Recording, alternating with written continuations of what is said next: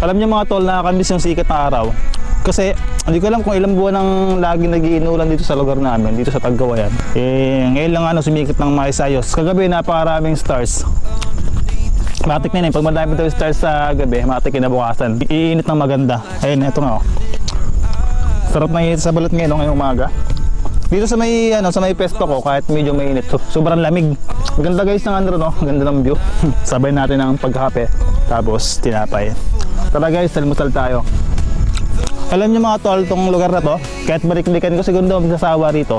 Kasi ito yung yung unang adventure natin dati. Unang upload na bundok na pinuntahan natin. Ito, tong bundok na to. Kaya hindi ako magsasawa na puntahan ito. Yung munting parang peak na sinasabi nila, hindi pa ito yun. Doon sa may part doon, sa bundok na yun, sa may kabila. Dito guys, ayan.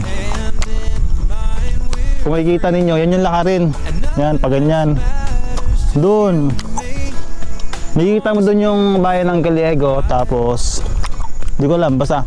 Siya doon sa bundok na yan guys, pag medyo maganda yung panahon at laging hindi umuulan at laging umaraw, makikita mo sa umaga yung yung main volcano.